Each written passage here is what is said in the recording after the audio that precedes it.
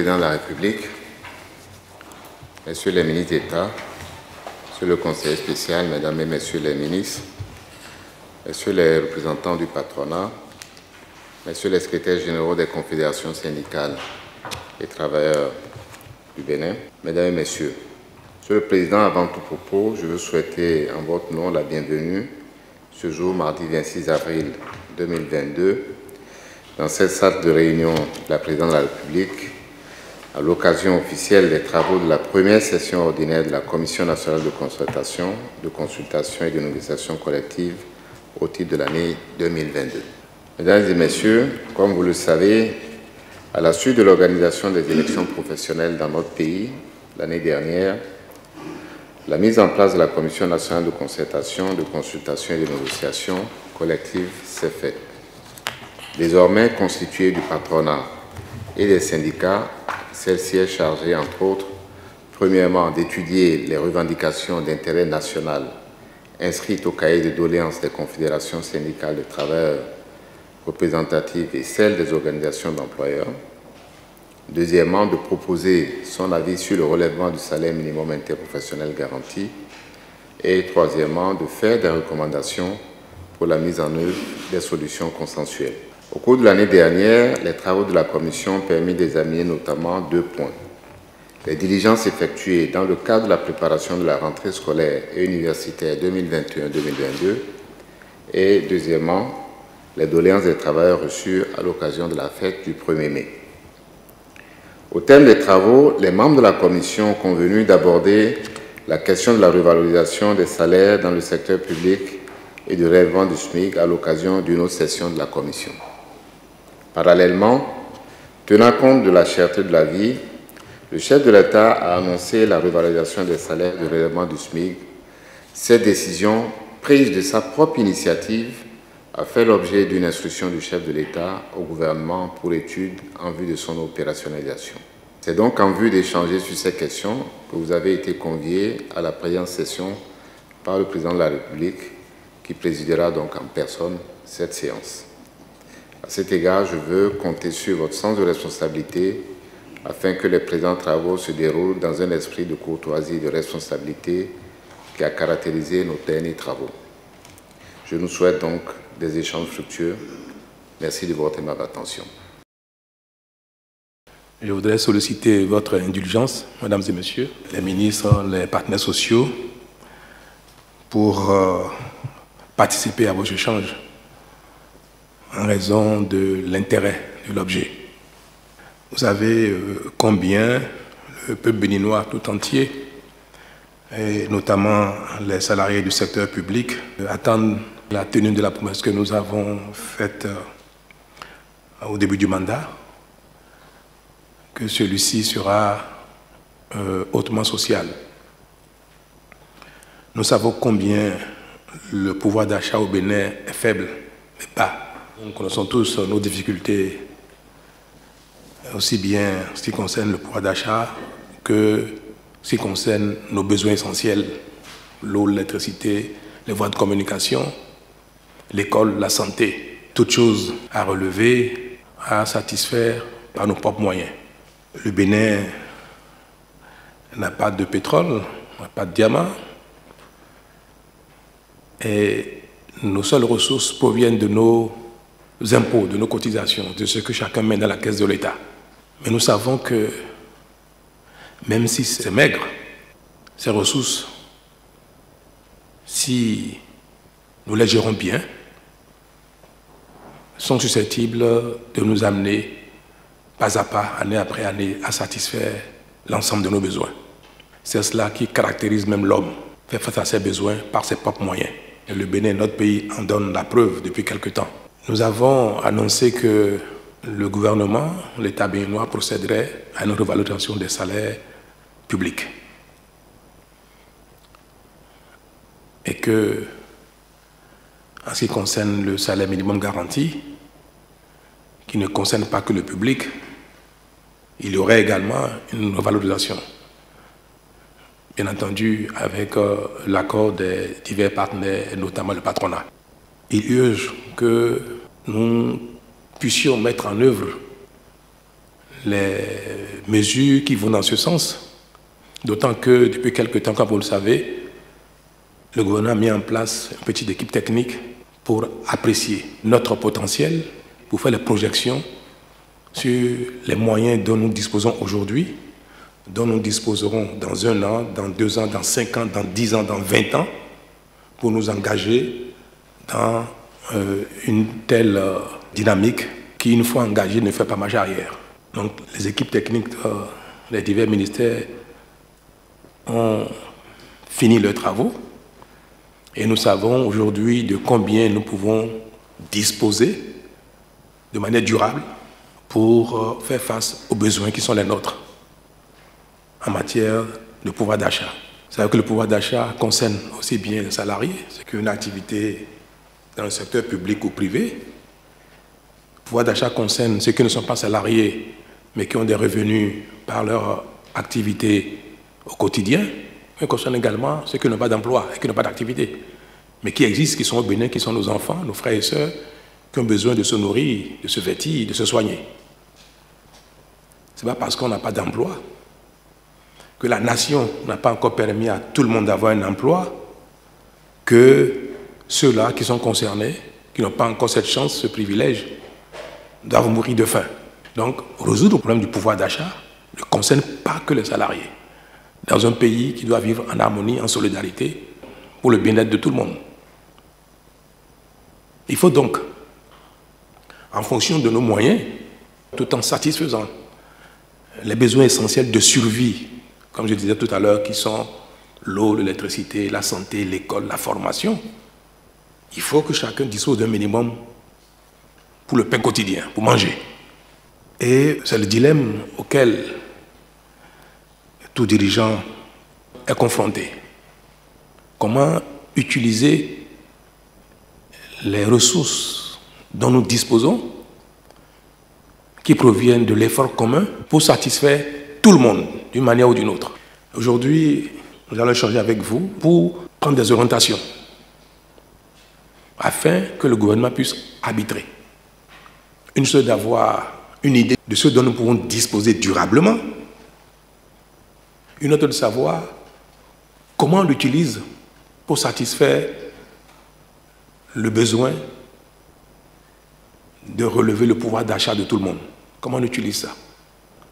Dans quelle proportion? Qui il faut privilégier par rapport à qui?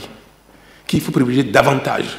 C'est vrai, vous direz que c'est de la responsabilité de l'élu que je suis avec mon équipe.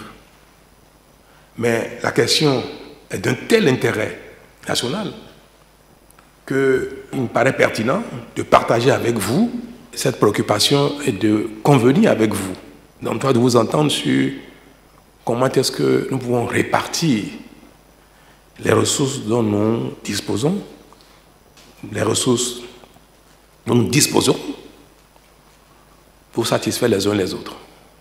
De quoi je vais parler? Combien d'entre nous ici dans cette salle ne nourrit pas chez lui un enfant adulte, marié, père, parce que celui-ci n'a pas d'emploi? Combien de nos concitoyens sont au chômage? Ils pèsent encore sur le salaire de leurs parents. Combien de frères et sœurs, âgés, moins âgés ou très âgés, qui pour manger attend la solidarité de son jeune frère ou de son frère aîné ou d'un ami? Le chômage est endémique et est de nature à compromettre la cohésion sociale. Donc nous avons l'obligation de prendre en compte le besoin d'emploi pour une bonne partie de nos concitoyens, et l'État est un acteur majeur dans ce domaine. Autant nous faisons des efforts pour qu'il y ait des créations d'emplois par le secteur privé, qu'il y ait davantage d'entreprises qui prospèrent pour recruter et résorber un peu le chômage, mais autant l'État également a la responsabilité, a le devoir, et d'ailleurs a besoin de recruter. Notre administration, les services publics ont besoin de recruter. Nous savons très bien que le secteur de la santé a besoin de médecins, d'infirmiers, de sages-femmes. Le manque est criard. Nous savons que le secteur de l'enseignement a besoin de recruter. Au niveau de l'enseignement technique, que nous envisageons développer ce sous-secteur de l'enseignement technique professionnel a besoin d'enseignants qu'il faut recruter, former, déployer. Vous savez qu'on a besoin d'agents de sécurité, de policiers pour assurer notre quiétude partout, aux frontières, à l'intérieur du pays. Les besoins de l'administration pour être efficace à votre service, à notre service, sur les 3-4 ans à venir, dépassent les 60 000. Il faut recruter si nous en avions les moyens, ou si nous avons les moyens, si nous consacrons une bonne partie de nos ressources susceptibles d'être consacrées au salaire. Si ces moyens existent, c'est peut-être 60 000 personnes qu'il faut recruter rapidement entre aujourd'hui et les 2-3 ans à venir. 60 000 personnes en moins parmi les chômeurs, rien que sur les mois à venir, c'est beaucoup et ce serait un acte assez fort pour soulager ceux d'entre nous qui ont du mal à manger au quotidien. Voilà donc, par exemple, un élément, un point sur lequel nous aimerions échanger avec vous pour avoir vos suggestions en termes de proportion à consacrer à la masse salariale. Si nous pouvons augmenter la masse salariale de l'État de 100, est-ce qu'il faut consacrer les 100 à relever les salaires entièrement? Ou bien faut-il seulement consacrer une partie des 100 pour augmenter les salaires et une autre partie pour recruter et créer de nouveaux emplois et avoir de nouveaux salariés pour résoudre le problème de chômage partiellement et pour améliorer le service public? Faut-il faire moitié-moitié? Ou bien faut-il privilégier le recrutement de nouveaux agents publics? C'est un dilemme important. Les enseignants, ceux que nous appelons aspirants, qui sont aujourd'hui payés maximum 9 mois sur 12, dont les cas sont évoqués par les partenaires sociaux tout le temps, que nous vous rencontrons, qu'il faut leur donner une stabilité dans cet emploi-là, qu'ils deviennent véritablement des enseignants professionnels et qu'ils soient payés 12 mois sur 12, voilà quelque chose qui est pertinent. Mais passer de 9 mois de salaire à 12 mois de salaire, c'est un tiers de l'existant d'une augmentation de la masse salariale. Est-ce qu'il ne faut pas utiliser davantage les ressources pour faire de ceux-là des salariés pleins de l'État, pour qu'ils aient 12 mois de salaire dans l'année au lieu de 9 mois de salaire? Mais s'il faut augmenter notre masse salariale en faisant de ceux-là des salariés pleins de l'État, c'est autant de ressources en moins pour l'augmentation des salaires de ceux qui sont déjà à 12 mois sur 12. Ça, par exemple, c'est aussi un choix à faire. Je voudrais, mesdames et messieurs, notamment les partenaires sociaux, vous inviter à nous donner votre avis, votre opinion sur 3-4 sujets majeurs. Le SMIC. À quel niveau convient-il de relever le SMIC au Bénin? Sans oublier que désormais, et je m'adresse au patronat, les employeurs du secteur privé auront l'obligation de souscrire une assurance maladie pour tous leurs employés, désormais.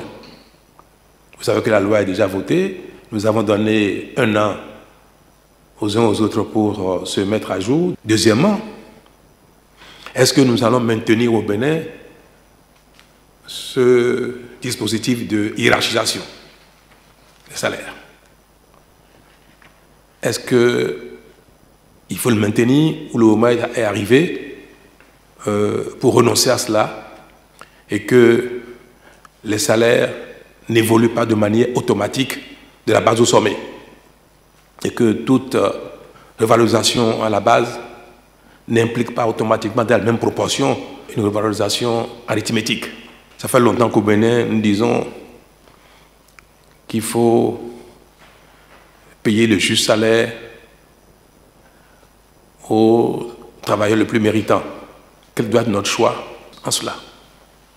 donc nous prononcer sur la hiérarchisation. Troisième élément sur lequel donc, je voudrais donc qu'on se prononce, c'est la proportion de nos ressources propres additionnelles qui relèvent de notre effort commun, parce que le Bénin va beaucoup mieux.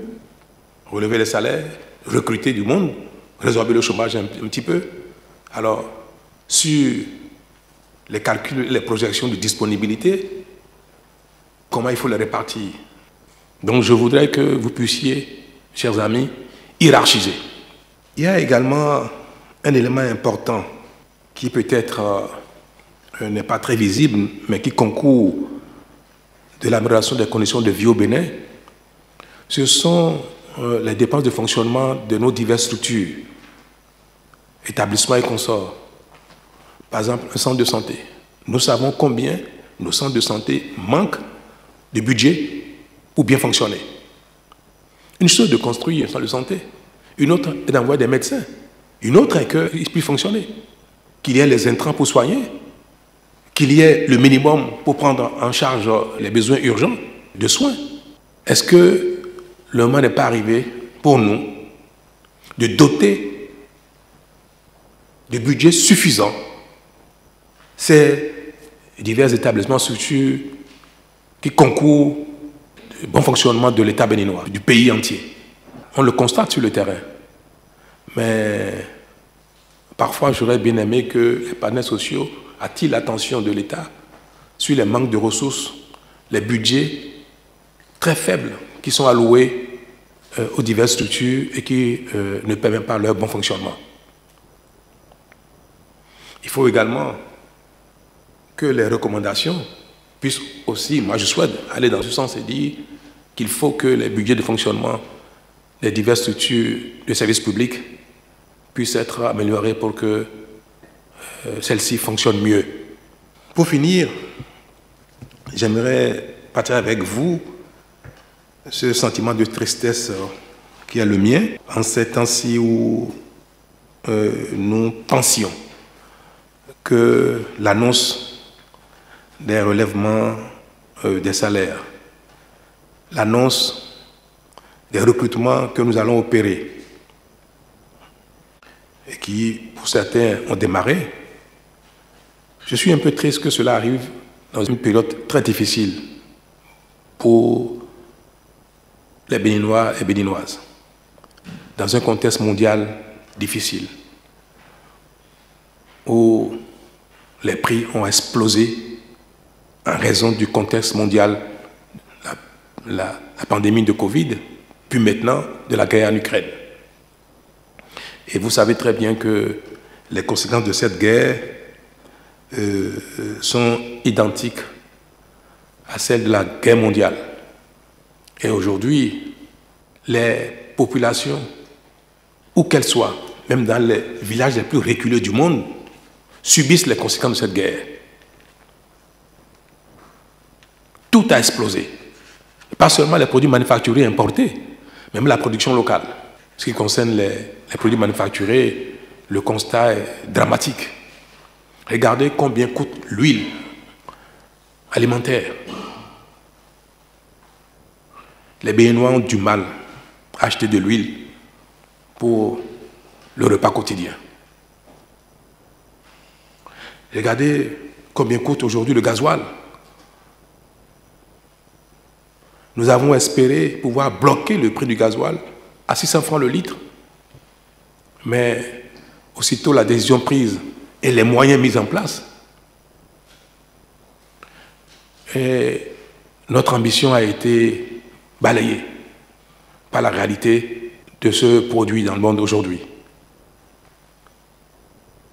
Nous sommes à 668 le litre et le produit n'est pas si disponible que ça. Combien nous serons demain? Si la situation s'aggrave en Ukraine, si les choses ne s'arrangent pas là-bas, est-ce que le gasoil ne sera pas un jour à 1000 francs, 2000 francs le litre? Peut-être même qu'un jour le gasoil n'existera plus, qu'on ne trouvera plus de gasoil. Même quand on sera prêt à le payer à 5000 francs le litre, qu'on n'en trouvera même pas. Et on imagine les conséquences d'une telle chose sur notre vie, la vie de chacun. Si le transport des biens, des marchandises, des denrées alimentaires venait à s'arrêter du jour au lendemain, imaginez ce que ça peut donner. Nous sommes dans une situation extrêmement dramatique et personne ne sait ce qui se passera demain. Regardez le ciment, le fer à béton, le blé et conséquemment le maïs, le riz, le manioc. Les intrants agricoles ont doublé, triplé de prix. Certains engrais les prix ont été multipliés par 4. Les producteurs agricoles n'auront jamais les moyens d'acheter ces engrais-là à ces prix-là et produire le maïs, le riz dont nous avons besoin au quotidien, le manioc, l'igname, les légumes. Parce que l'État béninois a fait des efforts énormes pour soutenir, pour subventionner les prix des engrais.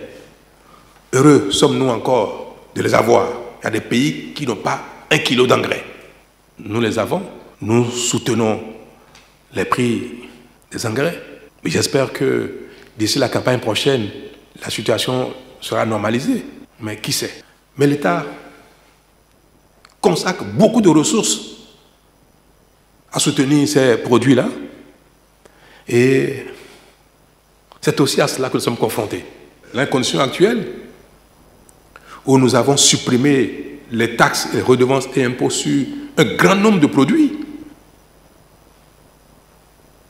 tout le monde peut constater que les niveaux de revenus et de recettes de l'État sont en baisse, pendant qu'il faut encore sortir de l'argent pour soutenir d'autres produits.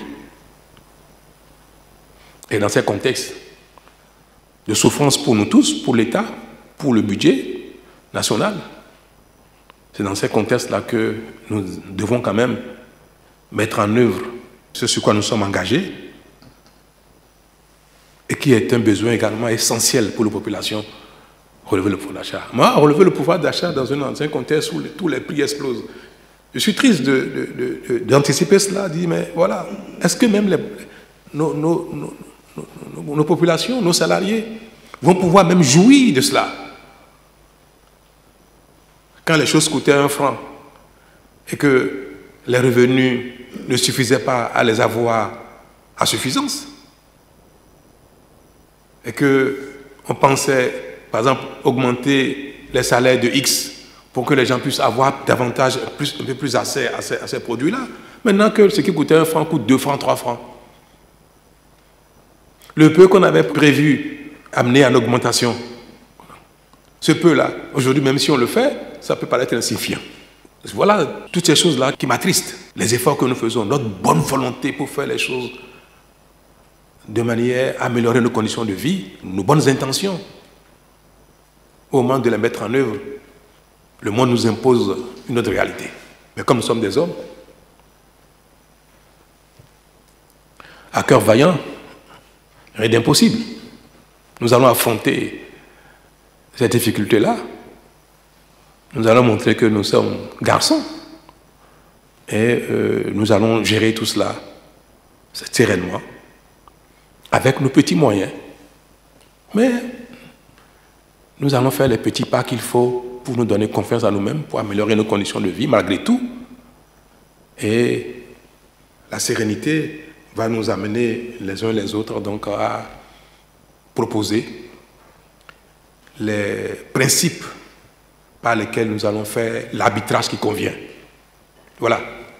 Moi, j'aurais souhaité véritablement que le gouvernement nous dise ce qu'il propose. Est-ce que nous allons maintenir la hiérarchisation des salaires? La hiérarchisation des salaires, oui, mais tiens compte, c'est une certaine justice. Si quelqu'un était à 40 000, quand le SMIC est passé de 31 000 à 40 000, est-ce qu'il faut le maintenir à 40 000 parce que le SMIC est passé à 40 000? Un minimum de logique veut que lui aussi passe à une autre échelle.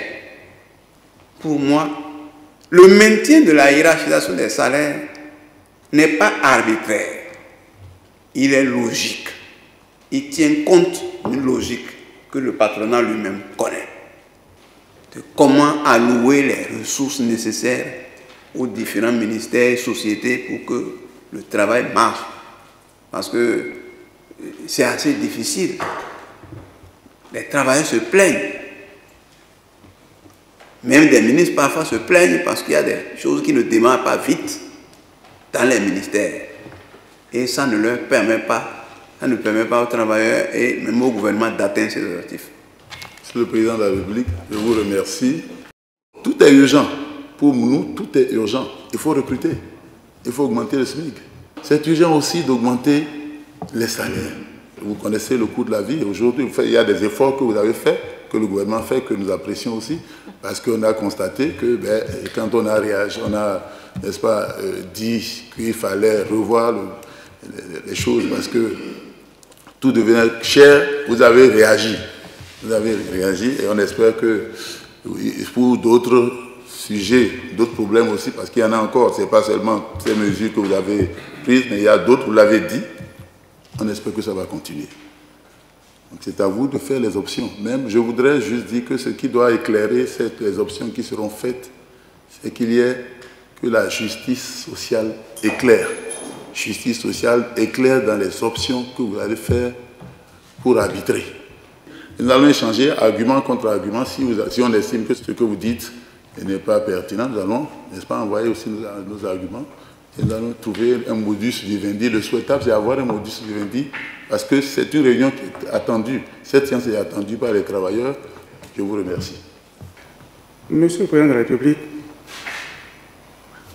il y a une histoire qui circule beaucoup sur le net où on demande de donner notre avis sur, disons, un choix cornélien. Un homme qui doit, en situation de détresse, choisir entre sa femme et sa mère. Des deux là, qui faut-il sauver? Je pense que chacun de nous, à la réflexion, n'a jamais pu faire ce choix. C'est un choix difficile. Et c'est à cela que vous nous inviter en nous demandant de choisir entre recruter les jeunes qui sont en quête d'emploi et améliorer les conditions de ceux qui sont là, aujourd'hui déjà dans un emploi. Mais comme vous l'avez reconnu vous-même, ils vivent très difficilement, et encore plus aujourd'hui. Les deux sont des urgences extrêmes. On ne peut pas faire un choix. On ne peut pas faire un choix de l'un contre l'autre. Ce n'est pas possible. Certainement, il faudra faire un arbitrage. Mais même sur cet arbitrage, vous nous demandez de réfléchir et d'analyser à l'aveugle. On n'a pas les éléments du gouvernement. Les 100 unités correspondent à quoi? Est-ce que c'est vraiment 20 milliards? Si c'est 20 milliards, sur les 20 milliards, combien faut-il pour recruter ou bien pour mettre à l'aise, par exemple, les aspirants au métier d'enseignant aujourd'hui? Combien faut-il des 20 milliards? On a besoin de ces éléments-là. Et donc, je voudrais me mettre dans votre logique et dire, oui, l'important n'est pas forcément dans l'effectif. Et pour nous aussi, ça devrait être valable. Donc, nous comprenons très bien ce qui se passe. Nous comprenons très bien que les difficultés, disons que les choix que vous devez opérer. Moi, je ne voudrais pas être à votre place en tant que gouvernant pour ce que nous avons traversé dernièrement, ce que vous continuez encore de gérer avec l'Europe et tout ça. C'est difficile et nous en sommes conscients. Après ça, je voudrais me prononcer sur la question de la hiérarchisation et vous dire ce que vous proposez, c'est déjà ça que nous appelons la hiérarchisation. En fait, il s'agit de faire une augmentation de façon décroissante. Au fur et à mesure qu'on va vers les hauts salaires, on propose un petit quelque chose. Et même il y a des salaires, quand on estime qu'ils sont suffisamment importants, la hiérarchisation ne les touche pas. Donc quand vous partez, par exemple, de 50% d'augmentation de salaire pour le SMIC, au fur et à mesure que vous montez, ça va faire peut-être 20%, 10%, 5%, etc. Et donc, on choisit des tranches dans lesquelles on applique un certain pourcentage réduit en tenant compte du niveau de salaire. Et le patronat le sait très bien, que c'est toujours comme ça que ça a été joué. Le problème, c'est le principe et fixer les choses de manière arithmétique. Renoncer à ce principe Mais à chaque moment, s'il y a lieu de faire une augmentation, que ce soit librement qu'on fixe les niveaux de correction par palier et non retenir le principe automatique, même si c'est à des proportions différenciées. Aujourd'hui, nous avons dit que nous allons relever les salaires des agents publics. Ouais. Ce relèvement des salaires, indifféremment du SMIG, sera négocié entre nous pour savoir dans quelle proportion on augmente les différents paliers de salaire. Mais on déconnecte la notion de hiérarchisation par rapport au SMIG. On déconnecte. On peut relever le SMIG sans que ça ait des conséquences sur l'ensemble des salaires qui suivent. C'est de considérer que chaque employeur est suffisamment conscient de l'intérêt de productivité de ses employés. Je crois qu'il faut qu'il y ait une petite incitation. Il faut trouver une incitation parce que si on laisse là comme ça, les gens il y a des patrons qui ne vont jamais hiérarchiser. C'est le bas. Ils vont accepter. Par exemple, si vous décidez qu'on passe à 60 000 ou à 50 000, mais ils ne vont pas le faire.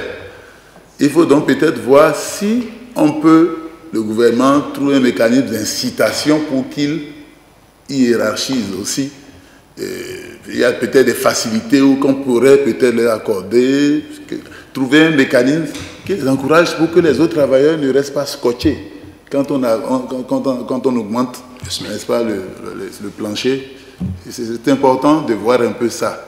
Sinon, si on doit laisser, nous, ce ne serait pas bien qu'on augmente les travailleurs du secteur public et que les gens du privé ne sentent pas que ils sont toujours, alors que le marché est le même pour nous tous. C'est pas très bien.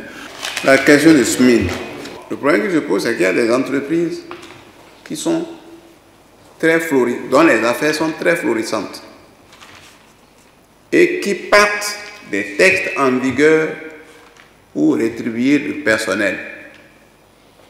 Ils font rentrer beaucoup d'argent, mais comme le patron cherche toujours le super profit, le surprofit, il fait tout de telle sorte que ce que les textes l'obligent à faire, c'est ça qu'il fait.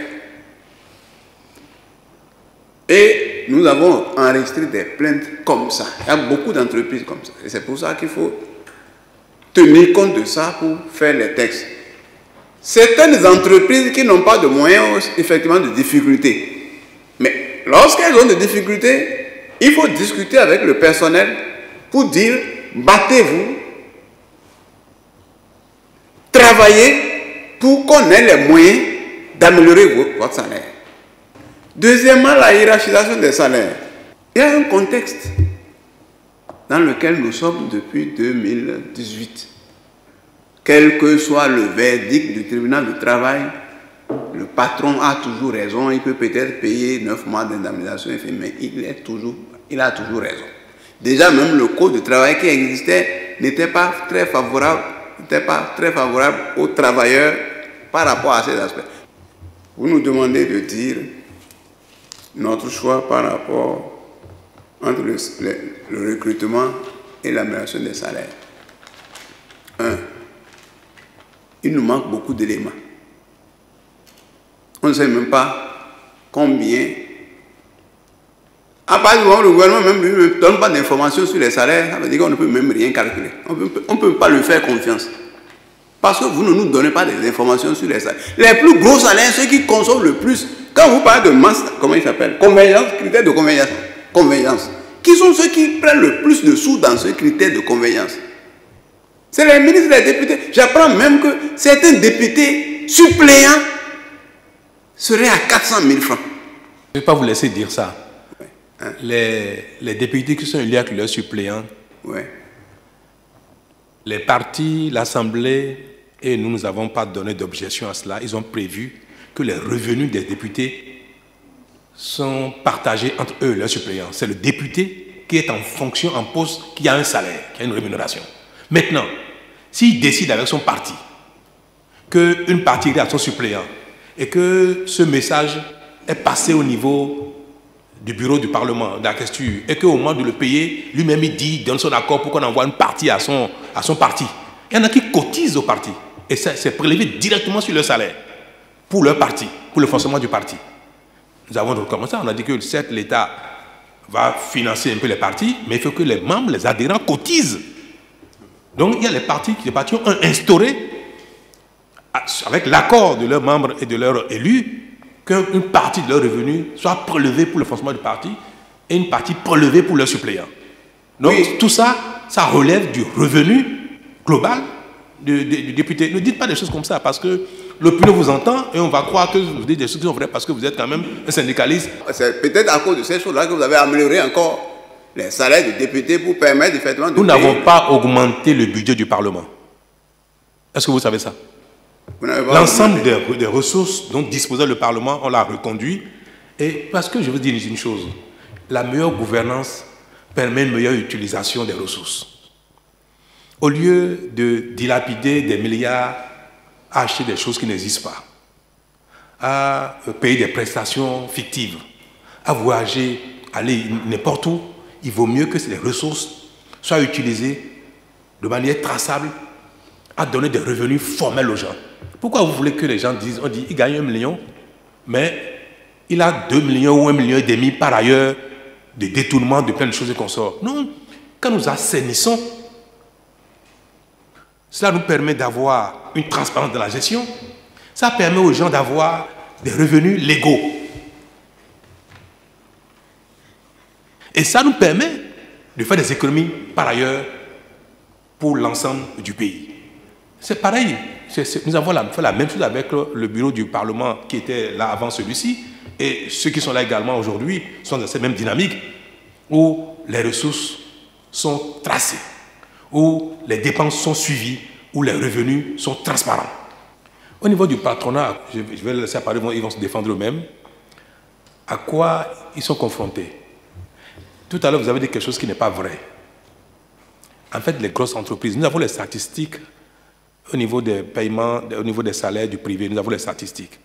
La plupart des grosses entreprises n'ont presque pas d'employés au SMIC. La plupart des grosses entreprises. Si vous regardez les statistiques, ils n'ont pas beaucoup d'employés payés au SMIC. Et ceux-là, ceux dont vous parlez, qui gagnent de l'argent, qui sont de grosses entreprises, ce n'est pas eux qui sont les plus concernés. Et eux, ils sont disposés même à ce que le SMIC soit même doublé. Mais ils ont l'obligation de veiller à la santé financière des petites entreprises, des petites moyennes entreprises, qui sont les plus nombreuses. Quand on parle de ces choses-là, ayez la patience de regarder de qui il s'agit. Surtout notre volonté d'amener le grand nombre dans le formel. On ne peut pas demander aux gens de venir dans le formel et au même moment de fixer des conditions qui les empêchent d'aller dans le formel. Non, moi je ne défends jamais, je ne défends pas les grosses entreprises, les employeurs au détriment des employés, ce n'est pas vrai. Mais notre souci au gouvernement, notre principal souci, c'est comment œuvrer pour qu'il y ait de plus d'emplois au Bénin. Donc nous travaillons pour trouver les voies et moyens d'inciter les investisseurs, aussi bien nationaux qu'étrangers, même les petits qui sont dans le pays qui n'ont pas d'économie, nous trouvons les voies et moyens pour leur donner des ressources à nos divers programmes de promotion du PME, pour que ceux-ci s'installent, pour qu'ils travaillent. Et on leur permet de ne pas payer des impôts pour travailler, pour recruter du monde et pour créer une dynamique sociale. Et quand vous parlez chaque fois, vous faites comme si tout le monde travaille au Bénin. Comme s'il n'y a pas de chômage au Bénin. Peut-être que vous avez la chance que tous vos enfants ont un emploi, vos frères et sœurs ont un emploi. Mais dans cette salle, si vous êtes peut-être le seul, il n'y a pas une personne ici, différente de vous, qui n'a pas un proche frappé par le chômage. Nous sommes aussi conscients que vous, des réalités de pouvoir d'achat. Mais nous disons que le pouvoir d'achat, ce n'est pas seulement celui de celui qui travaille, qui a un salaire. C'est également le pouvoir d'achat de celui qui n'a pas de travail. Il faut trouver les moyens de le faire. Et je dis, quand je faisais la campagne pour ce second mandat, je disais d'ailleurs, l'État fera tout pour qu'on ne laisse pas seulement au privé la création d'emplois. L'État aussi va devenir un gros employeur, va l'être davantage. Et c'est pour ça que nous allons recruter des milliers de personnes en fonction publique dans les jours à venir. On a commencé déjà d'ailleurs. Alors le SMIC, pour revenir là-dessus, je vais donner la parole au patronat. Et ça, nous avons besoin d'avoir vos orientations. Quel est le niveau auquel il faut fixer le SMIC? Il faut le relever pour que ça reste compatible avec la réalité économique du pays. Pour que les gens qui payent, qui sont tenus de payer des employés, ne disent pas que l'État a fixé de manière fantaisiste un niveau de SMIC qui n'est pas à la portée du plus grand nombre d'employeurs. Deuxièmement, et là-dessus vous allez commencer à vous prononcer, sur le principe de la hiérarchisation, c'est-à-dire dès que le SMIC bouge, il faut nécessairement que tout ce qui est au-dessus bouge, même si dans des proportions différentes. Le fait que l'automaticité de l'ajustement des salaires à partir du SMIC, ce principe-là, du fait de le maintenir ou de le supprimer, marque une étape dans nos principes de valorisation du travail et de la responsabilité qu'on veut donner aux employeurs. Le rôle de l'État, c'est peut-être de fixer le salaire minimum, mais au-delà de ça, nous laissons l'État faire ce qu'il veut de ses salariés, nous laissons les privés faire ce qu'ils veulent de leurs salariés. Toujours est-il qu'au niveau national, nous disons quel est le salaire minimum auquel tout le monde doit être astreint. Et après ça, vous verrez d'ailleurs au niveau de l'État ce que nous ferons. Mais nous n'avons pas vocation à fixer les salaires, la structuration des salaires dans le secteur privé. Ce serait contraire à ce que nous disons depuis. Nous voulons qu'il y ait une dynamique dans le secteur privé. Ce que nous voulons, ce n'est pas augmenter le nombre de chômeurs, c'est au contraire pouvoir créer de l'emploi, même si les salaires ne sont pas trop élevés. Parce que c'est un pays pauvre, malheureusement. Mais moi, je vais donner mon avis aujourd'hui, je dirais qu'il faut peut-être multiplier par 2 le SMIC. Moi, c'était mon choix, c'est celui-là. Il faut que le SMIC soit multiplié par 2. Moi, c'est mon choix. Mais je ne peux pas décider pour tout le monde en certaines matières, parce que ça compromet la vie de certains d'entre nous, et ils sont nombreux ceux-là.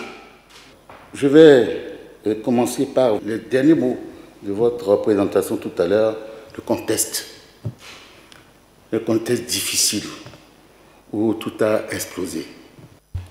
Nous avons présenté lors de nos vœux déjà les problèmes concernant les prix. Et ça vient s'ajouter maintenant la guerre de l'Ukraine. Vous l'avez dit. Sachez que tout ce que nous allons dire après, nous le vivons déjà. Il n'y a aucune entreprise au jour d'aujourd'hui qui reçoit des cotations à plus d'une dizaine de jours. Lorsqu'on vous envoie une cotation 10 jours après que vous n'avez pas répondu, le prix augmente. Ceci a mis toutes les entreprises dans une précarité que vous ne pouvez pas, même d'ici, apprécier. Nous venons de traverser la période de Covid. Il y a eu beaucoup d'entreprises qui ont disparu. Certaines entreprises travaillent juste pour la forme, en perdant de l'argent, tout en attendant demain la bonne nouvelle. C'est dans cette condition que nous avons pu avoir les réactions des entreprises, surtout les plus petites parmi nous.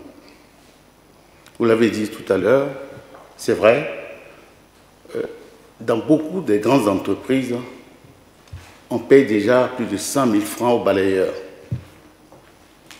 C'est-à-dire que le problème de SMIC ne concerne pas seulement ces grandes entreprises, mais dans d'autres, difficilement, certaines entreprises continuent de payer aujourd'hui, compte tenu des différents chocs économiques, leurs employés.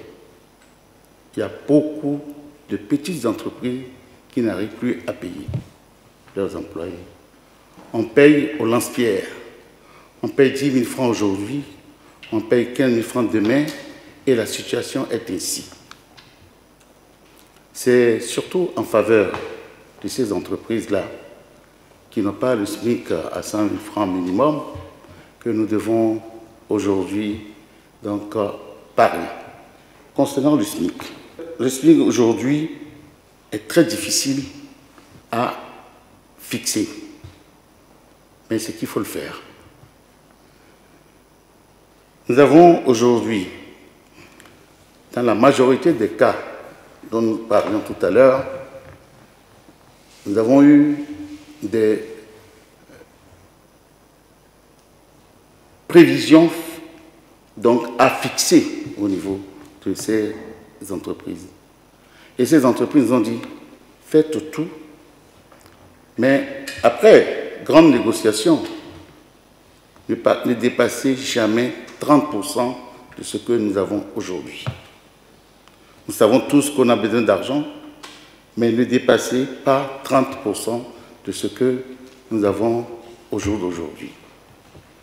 De plus, en tenant compte tout à l'heure de ce que vous avez dit sur l'Arche, ceci nous demande déjà de nous apprêter à une certaine augmentation que nous continuons à présenter comme une augmentation du SMIC.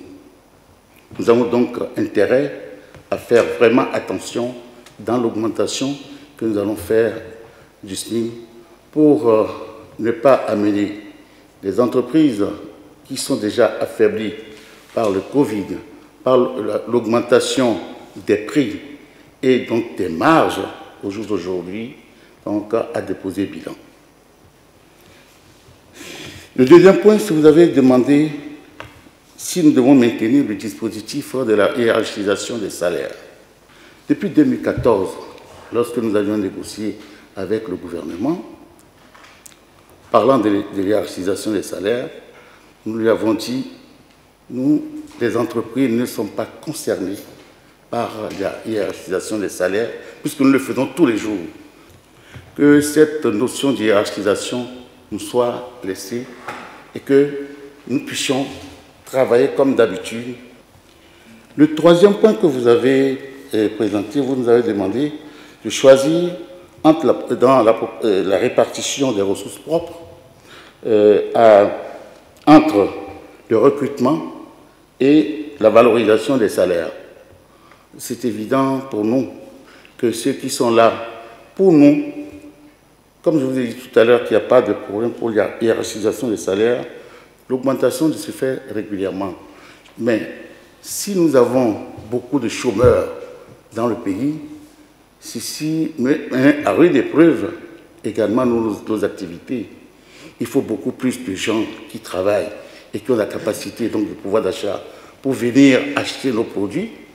Il faut beaucoup plus de gens qui sont recrutés et pour leur permettre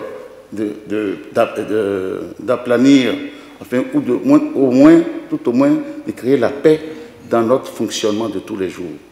C'est pour cela que nous prévoyons qu'il y ait plus,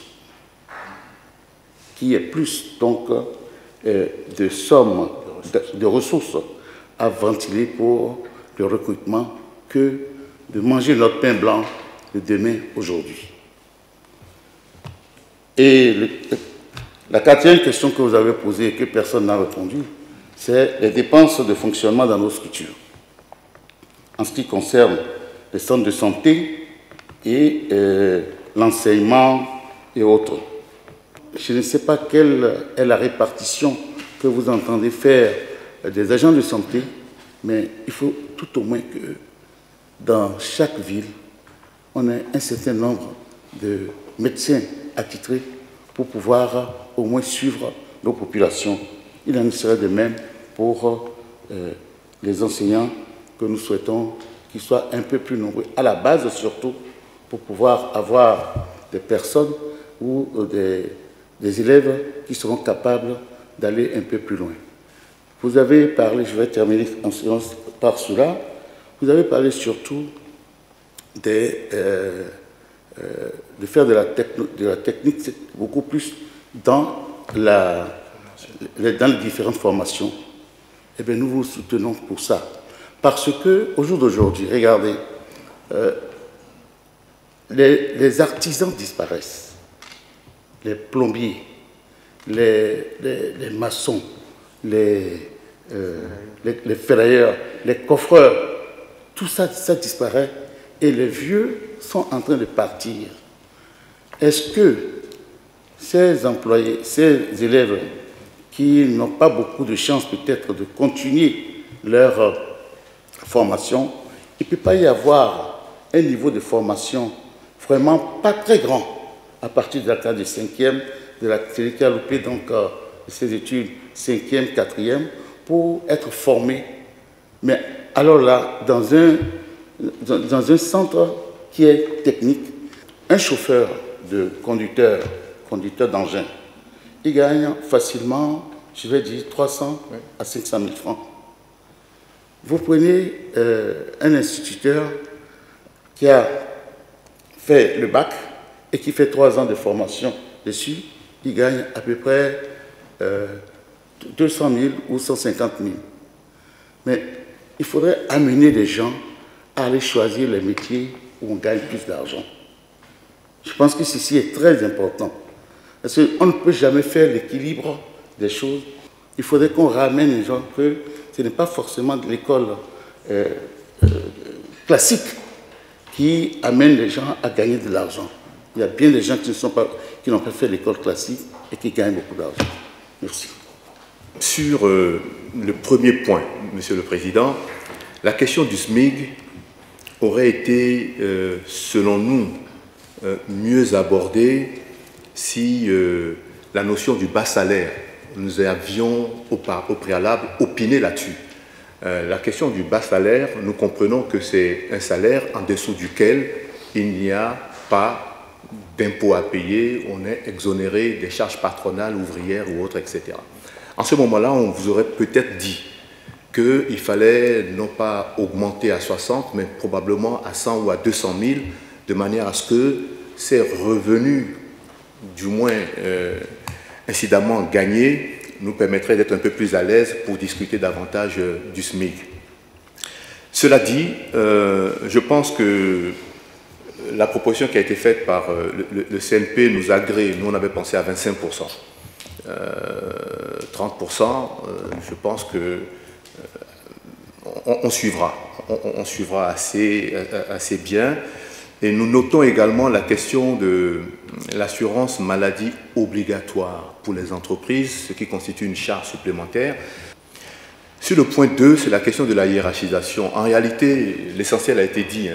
Sur les dépenses de fonctionnement de nos structures, nous pensons davantage à ces structures, au-delà de la santé, de l'éducation, à ces agences peut-être au niveau de l'administration qui soient amenées à porter réellement les entreprises, à les accompagner, à les appuyer, un petit peu comme, j'allais dire, ça se fait dans une zone économique et sociale dont vous avez été l'initiateur. On est très jaloux de voir que ces entreprises sont littéralement portées par notre administration qui a été créée spécifiquement même pour elles. Je pense à l'APIEX, qui porte littéralement, ou le CIPI, qui porte littéralement ces entreprises à tout bout de bras. Ce que nous aurons tant aimé qui se fasse au niveau des entreprises moins importantes ou j'allais dire qui sont beaucoup plus en difficulté. Ce serait vraiment justice parce que ces entreprises existaient en état embryonnaire, certes, mais existaient avant votre arrivée et dans cette politique de voir l'industrialisation se faire au Bénin. Voilà. Je suis solidaire des propositions qui ont été faites par les deux patronats. Je voudrais apporter seulement certaines précisions pour essayer de, je dirais, un peu calmer nos partenaires travailleurs. Je voudrais leur dire que pour les entreprises qui sont organisées, les salaires sont souvent basés sur une convention collective que nous avons signée après des discussions tripartites, c'est-à-dire les travailleurs, le patronat et le gouvernement. Et toutes les entreprises qui sont bien organisées, il est vrai, ceux qui sont du secteur informel que nous tolérons, elles essaient de nous imiter un peu. Donc nous sommes dans le privé. Je ne comprends pas la crainte que nos partenaires ont en disant que si on ne fixe pas, on ne fait pas la hiérarchisation, les entreprises vont faire ce qu'elles veulent. Non, nous tenons à notre personnel et comme mes collègues l'ont dit tout à l'heure, il y a une certaine concurrence si vous ne traitez pas bien votre personnel. Pour 10 000 francs ou bien pour 20 000 francs, ils sont prêts à passer de votre société pour aller ailleurs. Personne de vous n'a parlé des pensions, par exemple. C'est important. Est-ce que la décision que vous souhaitez que le gouvernement prenne va avoir une influence sur les pensions? La décision qu'on va prendre, la façon dont on applique la décision peut affecter ou non les pensionnaires. Ce serait bon qu'on vous entende. Si vous demandez seulement l'augmentation de la valeur du point d'indice, évidemment, les pensionnés vont peut-être en profiter. Mais si on veut appliquer ça autrement, peut-être que les pensionnaires ne vont pas. Donc, c'est important que vous donniez une idée de comment vous voulez que les choses se passent. Après, vous n'avez pas été assez prolixe sur les moyens qu'il faut que les administrations aient. Le patronat a opiné, par exemple, sur les moyens qu'il faut donner aux services de santé, par exemple, pour être fonctionnel. Les moyens qu'il faut donner dans certaines écoles. Mais c'est un arbitrage, la cagnotte, elle est unique. C'est un jeu à somme nulle. Ce qu'on prend quelque part, il n'est plus disponible pour le reste. Donc, on a besoin vraiment que, messieurs les secrétaires généraux, de manière assez concise, vous nous disiez un peu ce que vous voulez sur ces principaux points-là pour permettre l'arbitrage final. Ce que le patronat a dit, oui, on n'a pas besoin. En fait, on a une sorte de candeur qu'on veut nous vendre de la part du patronat. Tout est bon, on n'a pas besoin de contrôle de l'État.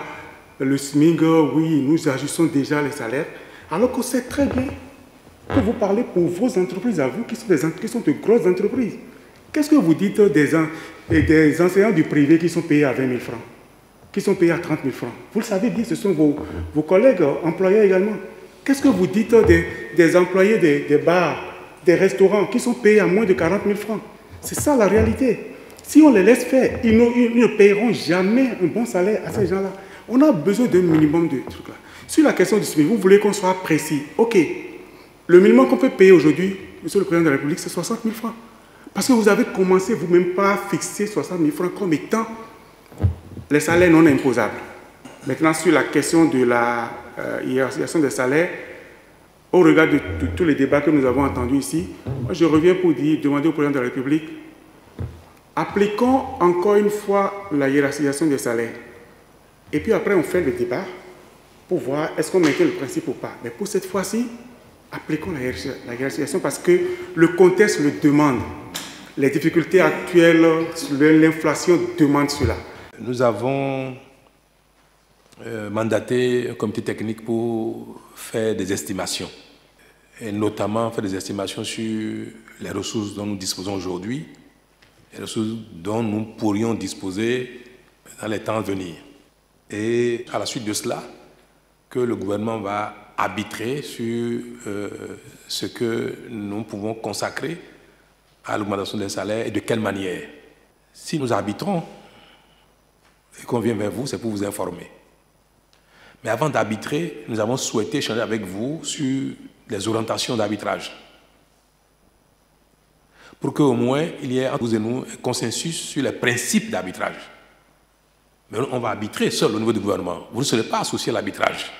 Mais au moins, on veut vous associer à la définition des paramètres d'arbitrage. Je prends l'exemple du SMIC. Il y a une différence entre le SMIC et les bas salaires. Le SMIC, c'est le plancher, c'est le plus petit. Légalement, on ne peut pas aller en dessous. On ne peut pas dire qu'au-dessus du SMIC, c'est des salaires convenables. C'est pour ça que l'exonération d'impôts sur les bas salaires n'est pas à confondre avec le niveau d'un SMIC. Il faut déconnecter les deux. Parce que c'est comme les entreprises.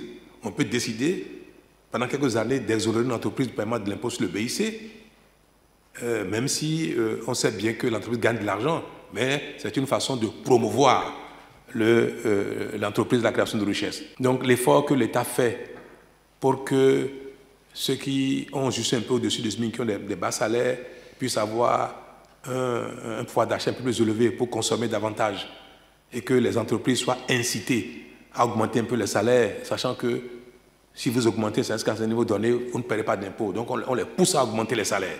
Tout à l'heure, quelqu'un l'a dit. Quelles sont les mesures que l'État peut prendre pour pousser les entreprises, au-delà même du SMIC, à augmenter un peu les salaires. Donc c'est une politique qui est la nôtre et nous allons continuer. Moi, je voudrais bien que demain, ce ne soit pas 60 000, ce soit 70 000, 80 000, pour que l'ensemble des revenus de l'employé, du salarié, lui permettent de consommer davantage et de faire face à ses besoins. Et tout cela, ça dépend un peu du niveau de revenus que nous allons collecter dans le pays globalement, pour que certains soient dispensés de l'impôt et que d'autres payent davantage, ceux qui ont plus de moyens. Mais il y a quand même lieu de revenir sur quelque chose pour que les uns et les autres comprennent que nous faisons les efforts qu'il faut pour la bonne gouvernance. Ce sont les efforts qu'il faut pour que les revenus soient conséquents, notamment pour ceux qui sont en charge de gérer le patrimoine commun, et même si c'est une façon de les privilégier un petit peu. Mais ce n'est pas que les salaires politiques et autres. Hein. Vous savez que nous avons relevé beaucoup de salaires au niveau de ceux qui sont, par exemple, sur tout le processus des marchés publics. Parce que c'est un secteur trop sensible, trop important pour nous collectivement, et nous avons relevé les revenus de ceux qui sont sur ces chaînes de prestations pour l'État, comme les corps de contrôle aussi. Ceux qui contrôlent, il ne faut pas qu'ils soient corruptibles, même si, par définition, l'homme a toujours un degré de corruption possible pour les uns et les autres. Mais ces corps qui sont sensibles, nous faisons l'effort donc de les augmenter. Si on peut, on augmentera tout le monde dans les mêmes proportions. Mais à défaut d'avoir les moyens de le faire, nous nous attaquons d'abord aux corps qui sont très sensibles pour nous et qui vont nous permettre à nous tous globalement de bénéficier de leur exemplarité. Si on doit nous baser sur les calculs, l'inflation depuis la dernière fixation du SMIC et puis le produit intérieur brut national, tout à l'heure la ministre l'a dit, les calculs nous amènent avec ces éléments-là à aller jusqu'à 52, 53, 55 000 francs, ce qui correspondrait à une augmentation de 37% ou un peu plus du SMIC. C'est ça ce que les calculs donnent. Même ce que les calculs donnent, si on fixe le SMIC à ce niveau-là, il faut que les entreprises, que vous soyez gérant de débit de boisson, de maquis, et que vous avez des employés et que nous allons vous obliger à déclarer, il faudrait que vous puissiez payer l'assurance maladie pour votre employé. Et quand on les calculs qui sont en cours donnent à peu près 4 à 5 000 francs par mois, par employé, pour le coût de l'assurance maladie, pour le panier de base, pour les soins que nous estimons minimum. Alors, s'il faut que l'employeur paye, en plus du salaire, encore 5 000 francs pour l'assurance maladie, si le SMIC est de 55 000 par exemple, plus 5 000, ça va faire 60 000. Est-ce que c'est à la portée des uns des autres? Pour l'État, ce n'est pas un problème. Pour nous, comme je viens de vous dire, l'État, ce n'est pas un problème du tout. Mais si nous fixons une loi, nous fixons le niveau, c'est pour tout le monde au Bénin. Ce n'est pas seulement pour l'État. C'est pour ça que nous vous appelons à opiner dessus, nous appelons le partenaire à opiner dessus pour dire quelque chose qui ne concerne pas que les employés de l'État, qui concerne les employés, même des PME, comme vous avez dit, du barman, de celui qui a un maquis. Quel est le niveau auquel il faut fixer le salaire minimum pour que ce soit compatible avec la réalité qui est aujourd'hui dans le pays? Si c'était l'État qui allait payer ça, ce n'est pas un problème, ce n'est pas l'État. Donc, est-ce que si on met le coût global moyen minimum à 60 000, est-ce que les gens sont capables de le payer sans chercher à tricher ou bien à dire c'est comme ça, alors moi je ne vais jamais déclarer mes employés parce que je n'ai pas les moyens de le payer. Nous allons lancer bientôt le chèque employeur individuel où celui qui a un jardinier qui a un chauffeur, qui a une bonne maison, il prend le chèque, il remplit une partie, donne à son employeur, et l'autre partie, il envoie à déclaration pour la cotisation retraite, pour l'assurance maladie, il n'a pas grand-chose à faire. Et puis bon, les gens vont pouvoir, tout le monde sera dans le formel, vous pouvez travailler pendant 20 ans, 30 ans, comme jardinier, et avoir une retraite, avoir une pension. Vous pouvez travailler pendant 40 ans comme cuisinier, et avoir votre retraite, et avoir l'assurance maladie pour vous, votre femme et vos enfants. Et ce sont ces choses-là que nous sommes tenus de faire dans le pays pour changer le fonctionnement de notre pays. Et ça, toute cette décision concourt à la faisabilité de ces choses-là. Le niveau des salaires, le niveau des obligations, le niveau des impôts et la sensibilisation des uns et des autres à déclarer leurs employés, parce qu'on n'imagine pas le nombre de personnes qui sont employées dans les tâches domestiques, mais qui sont employées au noir et qui constituent une précarité coupable pour nous tous, criminelle. Parce que vous avez été femme de ménage une bonne pendant 20-30 ans, quand vous êtes fatigué, ben vous restez chez vous, vous n'avez pas de retraite. Or, il est possible d'avoir été domestique pendant 30 ans et avoir une pension à la fin. C'est à tout cela que nous travaillons et c'est pour ça que nous disons, chers amis du patronat, chers syndicalistes, nous qui sommes tous même des employeurs potentiels, sinon nous ne le sommes déjà pas potentiellement des employeurs réels, quel est le niveau auquel il faut fixer le SMIC pour que ça atteigne les objectifs que nous visons.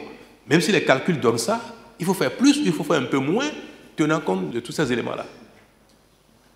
Et nous, on n'a pas encore arbitré. Le gouvernement fera une session extraordinaire, comité interministériel, puis après un conseil des ministres spécifique pour décider là-dessus.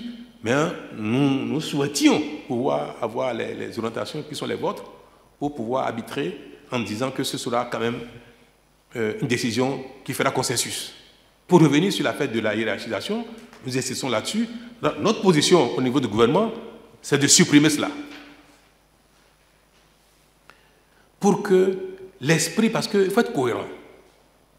Si nous disons que nous voulons que le Bénin attire les investissements, qu'il n'y ait pas plus d'investissements qui aillent au Sénégal, qui aillent au Burkina, au Mali, qui aillent au Kenya, qui aillent en Afrique du Sud, parce que le monde est ouvert et les gens regardent les conditions. Nous disons qu'il y a trop de chômage au Bénin. Même si nos lois risquent de générer des emplois non garantis, mais je dis, je préfère 1000 emplois précaires que 0 emploi stable. Quelqu'un me reprochait tout à l'heure mes origines d'opérateur économique. Mais je crois que c'est plutôt un avantage. Parce que moi, je sais qu'on peut partir de zéro et devenir riche dans la vie. Je sais qu'un peuple, une communauté humaine peut partir de rien et devenir une communauté prospère. Mon exemple m'édifie en la matière. Donc, défendre quelque chose qui n'existe pas ou quelque chose qui est en train de mourir, pour moi, n'est pas positif. Chaque année, j'ai 100 000, 200 000, 300 000 chômeurs de plus au Bénin. Et je ne crée pas d'emploi. Le peu que j'ai, les gens vont à la retraite, je n'ai même pas les moyens de les remplacer. Alors je dis, et ça c'est ma devise, et je veux le répéter encore pour le temps que je suis dans la fonction, je préfère des milliers d'emplois, peine stable, que 0 emploi stable. Je veux que mes enfants aient un emploi, qu'ils aient 9 mois sur 12 comme salaire, qu'ils aient 12 mois sur 12. Mais tant que l'entreprise vit, l'entreprise va recruter. Tant qu'une entreprise vit, ou alors n'existe pas. Donc je dis, je préfère que l'entreprise recrute à durée indéterminée autant qu'elle veut, si c'est ça qui lui permet de prendre le risque. C'est ça qui lui permet d'exister. Moi, je veux que l'entreprise existe. Je veux que les gens prennent les risques d'exister. S'ils existent là, le reste viendra. Donc, je veux promouvoir la création des entreprises en disant, pourvu que l'entreprise soit créée, le reste là, ça va venir. C'est ça la différence entre vous et nous. Et c'est pour ça que nous disons, la dynamique de l'entreprise, la dynamique de l'employeur vaut plus que la charité de l'employeur. Je préfère compter sur le dynamisme de l'entreprise que sur la générosité de l'entreprise. Donc, une fois qu'on a fixé un salaire minimum du domaine de la loi, La politique salariale dans l'entreprise, qu'il faut augmenter, qu'il ne faut pas augmenter. Si les gens sont, toutes les fois qu'on augmentera le salaire minimum à la base, est-ce que ça doit entraîner tout de suite une correction des salaires qui suivent? Je préfère qu'au-dessus, la politique salariale relève du dynamisme des entreprises. Parce que ce qui m'intéresse, et je vais le dire, je ne suis pas gêné de le répéter, ce qui m'intéresse, c'est le grand nombre d'entreprises qu'il y aura au Bénin pour créer un grand nombre d'emplois. Et c'est pour ça que je dis, dans le principe, il faut finir avec la hiérarchisation et laisser la politique salariale des entreprises libre pour que ceux-ci prennent le risque d'exister et de se développer. Quant à l'État, nous allons discuter avec vous chaque fois de savoir comment, quand on décide d'augmenter les salaires, comme on veut le faire maintenant, on augmente dans quelle proportion les différentes catégories. Nous allons le faire, nous. C'est de la hiérarchisation, n'est-ce pas? On va augmenter le SMIC.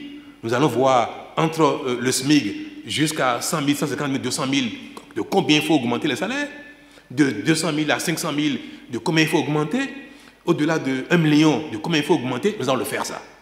Et vous allez nous aider à faire ça au niveau des agents publics, des salaires publics. Mais ça, pour le secteur privé, ce que nous allons faire au contraire, c'est comment les promouvoir, comment les aider à se développer, à s'enrichir, à grandir. Ce faisant, ils vont créer des emplois, forcément. La vocation des entrepreneurs, des investisseurs privés, c'est gagner de l'argent. Il faut le savoir, ça. Mais en voulant gagner de l'argent, il va créer des emplois forcément. C'est ça l'intérêt de l'État. Je comprends qu'il veut gagner de l'argent. Il parle, je dis, bon, il raconte des histoires. Moi, je sais qu'il veut gagner de l'argent. Mais je sais aussi que s'il crée l'entreprise, pour gagner de l'argent, il va devoir utiliser des gens, au moins une personne, 2 personnes, 3 personnes. Et comme c'est ça qui m'intéresse,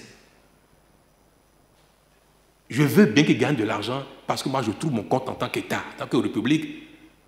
Cette quête d'argent va lui faire créer des emplois. Il ne peut pas faire ça tout seul.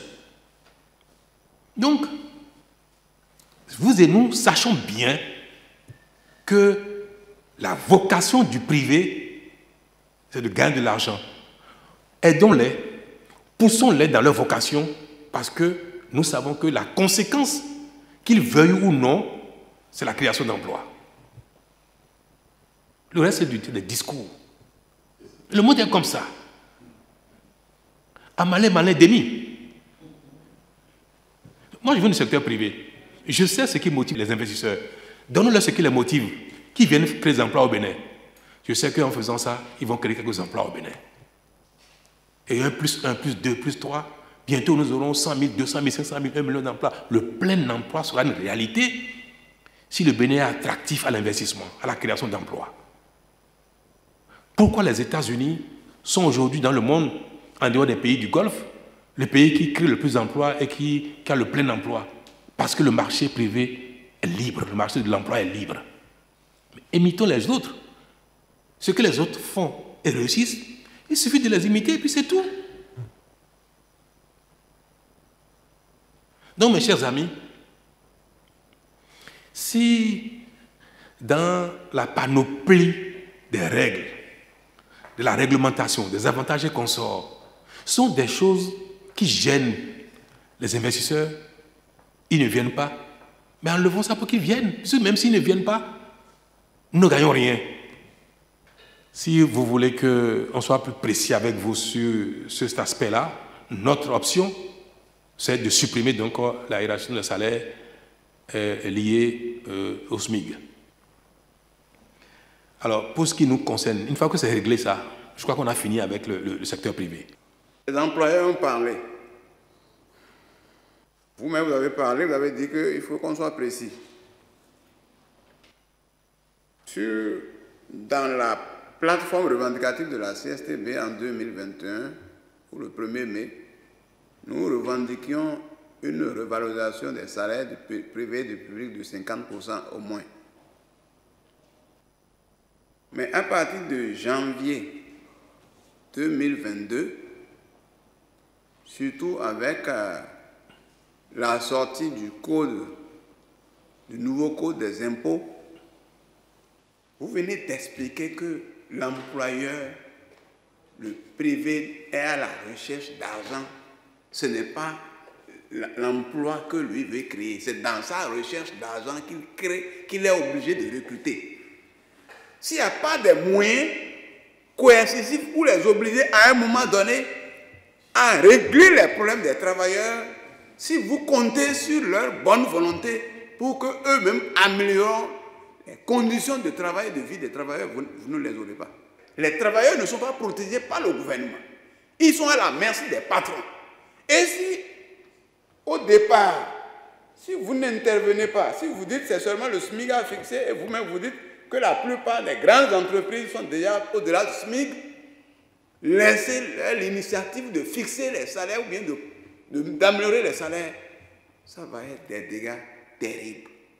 Quant à la réponse à la question posée par le ministre d'État sur est-ce qu'il faut revaloriser les salaires sans la pension de retraite, en fait, ici, qui dit salaire parle aussi de pension, puisque les gens qui ont la pension vivent aussi dans les mêmes conditions, dans le même marché. Ils sont même plus démunis que ceux qui sont en fonction, parce que généralement, quand on est en fonction, son salaire est élevé par rapport à la pension. Donc, le souhait, c'est une revalorisation des salaires et des pensions de retraite. Je voudrais dire qu'on vous a compris ce que vous venez d'expliquer, votre option, votre choix. Mais nous, on vous a compris, mais nous, on est défenseurs des travailleurs. On ne peut pas nous retrouver dans une situation où on va apporter une caution à un choix qui nous met, nous, en difficulté. Parce que il y a les travailleurs du secteur privé, il y a les travailleurs du secteur public. Nous voulons une revalorisation des salaires pour les deux. Nous ferons l'option de ne revaloriser que le SMIC et nous laissons la hiérarchisation. De l'autre côté, dans le secteur public, nous allons, et ça c'est la position de ma confédération, il faut toucher au point indiciaire. Augmenter le point indiciaire pour que ceux qui sont à la retraite puissent aussi en bénéficier. D'accord. Mais ici, dans le privé, on touche au SMIC, mais on ne touche plus, on refuse de hiérarchiser, faire la hiérarchisation. Ceux qui sont à la retraite ne gagnent rien. Ceux qui ont d'autres qui ont un salaire supérieur au SMIC n'ont rien. Ils sont scotchés. Parce que même quand bien même le patronat dit non, on a l'habitude de faire, on va augmenter, on va faire comme on veut, s'il n'y a pas une mesure contraignante, j'ai même parlé d'incitative, s'il n'y a pas quelque chose qui est là pour les amener à augmenter, on va faire 2 poids, 2 mesures. Et nous, on ne peut pas dire, on est là, on est d'accord avec ça. Ça va être un problème pour nous. Et puis vous avez parlé de... Parce que quand je vous ai entendu, il y a 5 000 francs qui doivent... Si on garde le SMIC à 55 000, le patron doit payer 4 000 ou 5 000. Bon, par mois. Si c'est par mois, ça fait un peu trop. Hein, pour 12 mois, je crois qu'il faut aussi qu'on discute de ça pour voir combien on peut payer. Parce que nous aussi, vous avez dit que nous sommes aussi des employeurs. Et donc, nous serons astreints à ce que vous allez... oui, donc il faut aussi tenir compte du professeur qui a peut-être une domestique à la maison, du professeur ou du médecin qui a un chauffeur. Il faut tenir compte de ça. Je veux comprendre. Quand on a fait des sondages, on a entendu, les gens ont dit, mais si vous voulez nous obliger à payer 60 000 francs, 65 000 francs par mois, j'ai un chauffeur et ma femme travaille, je travaille. Nous deux, nous avons un salaire cumulé de 350 000 francs par mois, nous tous. Donc on paye le loyer. On a un chauffeur, des pas des enfants, on a une femme de ménage. S'il faut payer 60 000 francs fois 2, c'est presque la moitié des salaires de nous deux. Monsieur le Président, c'est impossible. Bientôt, on va faire des publicités partout pour dire aux gens, si vous ne déclarez pas et qu'on fait l'enquête, on sait vous emploie quelqu'un au noir, vous serez puni. Donc vous devez déclarer vos personnels. ils ont un chauffeur, il faut déclarer que leur chauffeur, je crois, il est à 45 000. Demain, les deux seront chacun au moins à 60 000. Avec interdiction d'employer des gens sans les déclarer. Dans un des pays dans lesquels vous allez en prison pour le travail au noir. Parce que ceux-là qui sont employés, ils vont travailler toute leur vie, ils n'ont même pas de pension, de retraite. Donc ce n'est pas bien pour eux qu'on emploie un chauffeur, et des chauffeurs qui sont vieux aujourd'hui, qui n'ont travaillé qu'au noir, qui sont vieux, et qui demain vont finir leur carrière, mais n'ont jamais été déclarés. Vous voyez que ce n'est pas normal, ce n'est pas bien. Donc il faut pousser les gens. Vous avez besoin d'un chauffeur, ben vous le déclarez. Et lui aussi, un jour, il aura une pension de retraite. Même si à la fin du mois, il aura 40 000 francs de retraite, c'est quelque chose au moins, avec ça il peut manger. Et nous devons faire face à tout cela avec courage. Et c'est pour ça. Mais quand votre chauffeur, qui a aussi une femme, qui a des enfants, qui ne gagne que ça, et sa femme vend peut-être un peu de poisson au marché, et a comme bénéfice tous les jours, peut-être 1000 francs seulement ou 1500 francs par jour de bénéfice. Ils vont être malades, qui va les soigner? Les enfants vont être malades, qui va les soigner? Et c'est pour ça que nous disons, l'assurance maladie va être obligatoire. Ceux qui n'ont pas du tout les moyens, l'État va s'en charger, ceux qui n'ont pas d'emploi. Mais celui qui a un emploi, il travaille pour vous. Vous êtes pris en charge par l'État. Vous, dans votre salaire, vous payez quelque chose à un autre. Prenez en charge également son assurance maladie, qui ne sera que de 5 000 francs par mois pour lui et ses enfants.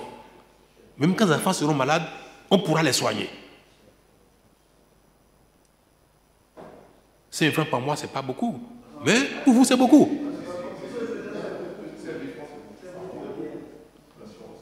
Pour lui, sa femme, ses enfants. Pour qu'ils aillent à l'hôpital, consultation, médicaments, tout ce qu'il faut. À ce niveau où nous sommes, je crois que l'augmentation du SMIC ne peut qu'être que de 50 000.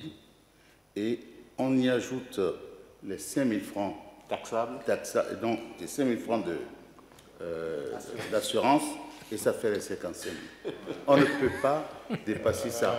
Parce que si nous allons à 60 000 pour les entreprises, ça fait 50% d'augmentation du salaire. Ce n'est pas possible. Si ce calcul nous amène à 4 000, 5 000 francs le panier de soins de base, parce que une chose est de savoir ce qu'il y a dans le panier. Qu'est-ce que l'assurance maladie comporte? Qu'est-ce que ça couvre comme maladie? Est-ce que ça couvre tout ce qui est soins d'urgence, accidents, tout ce qui est intervention d'urgence, les maladies infectieuses, l'accouchement, césarienne, c'est-à-dire qu'est-ce qu'on met dans le panier de soins de base? Quand un employeur a une assurance maladie pour lui-même, son épouse, ses enfants, que ça couvre? Et ça couvre les maladies de la sphère de ORL, l'otite et consorts. Qu'est-ce qu'on met dedans? On peut avoir un panier à 7 000, à 12 000, à 20 000 francs, ça dépend de ce qu'on met dedans. On peut avoir aussi un panier à 2 000 francs, si c'est juste pour soigner le palu seul. Donc, en toute responsabilité, l'État ne peut pas dire qu'il a une assurance maladie et qu'en définitive, il n'y a rien dedans. Ce n'est pas bien. Et quand nous allons vous présenter le contenu, vous verrez bien que si on veut vraiment soigner les gens, il faut que ça comporte un minimum de maladies, prise en charge.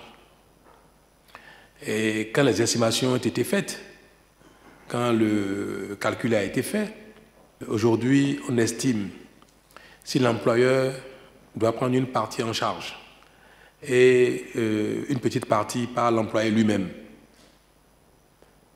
C'est le cas pour l'administration. L'État ne prend pas 100% de tout en charge. Donc, le coût pour l'employeur risque d'être aux environs de 5 000 francs. Et encore, ce panier-là, vous verrez bien qu'il y a des maladies qui ne sont pas dedans. Donc, il nous faut davantage de revenus, de recettes, pour pouvoir augmenter les salaires, pour pouvoir recruter, là où l'administration a besoin de personnel. Il nous faut des ressources. Est-ce qu'il convient que chacun dispose d'un minimum de prise en charge sanitaire dans le pays? Est-ce que quand quelqu'un travaille, est-ce qu'on peut dire que l'entreprise à laquelle il consacre son temps, sa vie, peut participer à ses soins de santé? N'est-ce pas? Et vous dites oui. Mais quel est le coût? C'est quoi les soins de santé? C'est juste le palu seul?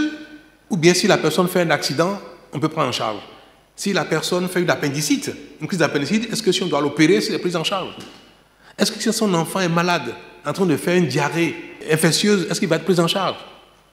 Malheureusement, ces choses-là ont un coût.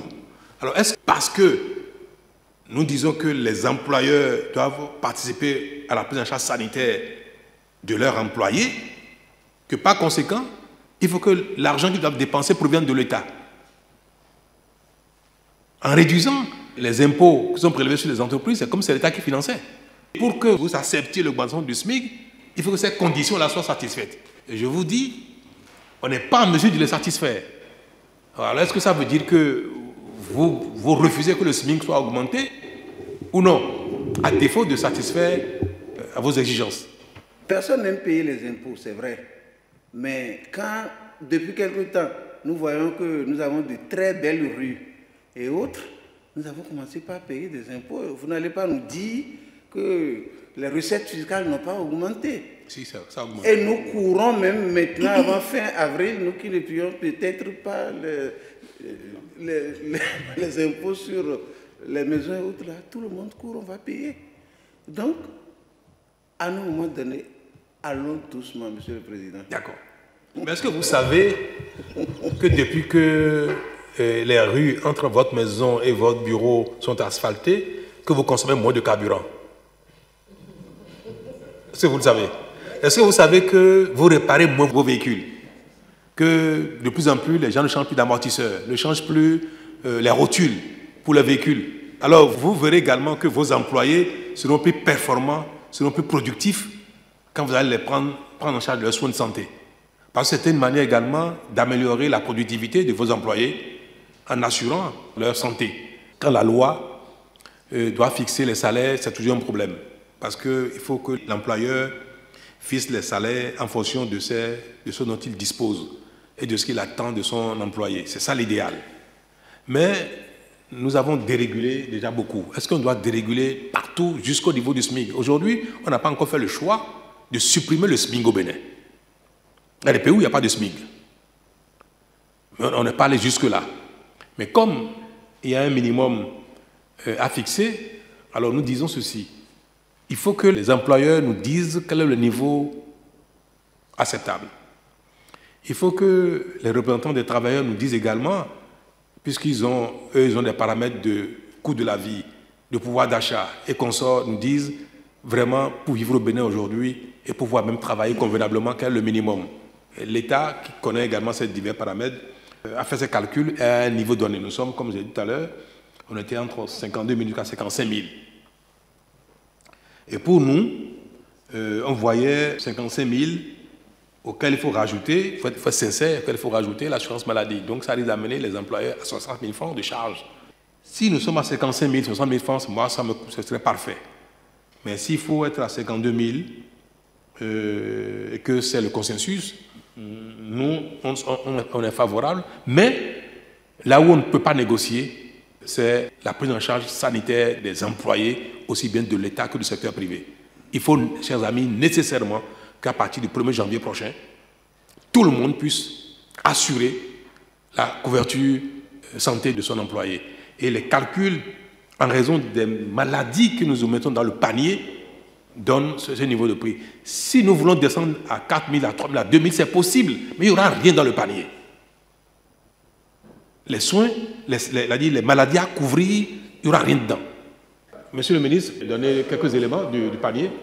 Merci, Monsieur le Président de la République. Le panier de base comporte aujourd'hui la prise en charge du paludisme, les maladies diarrhéiques chez les enfants, les infections respiratoires aiguës.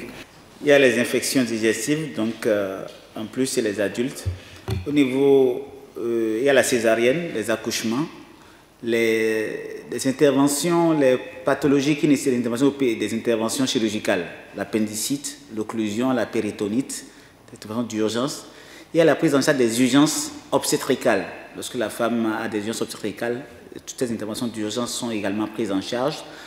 Lorsqu'il y a des accidents avec des fractures des membres inférieurs et membres supérieurs, lorsqu'on va faire de l'orthopédie, c'est prise en charge. Et ça, c'était le panier de base que nous avons utilisé au cours de la phase pilote de l'assurance de l'Arche. Là, maintenant, nous avons ajouté la réanimation, les soins d'urgence de réanimation.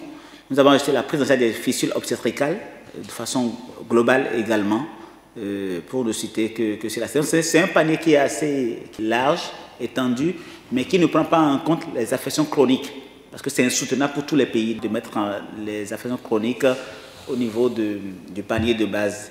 Mais il y a des paniers complémentaires qui peuvent être souscrits par le privé. Merci, Monsieur le Président. Il y a une rencontre avec le patronat, avec les partenaires sociaux, avec les assureurs de la place pour présenter le panier de soins et l'estimation.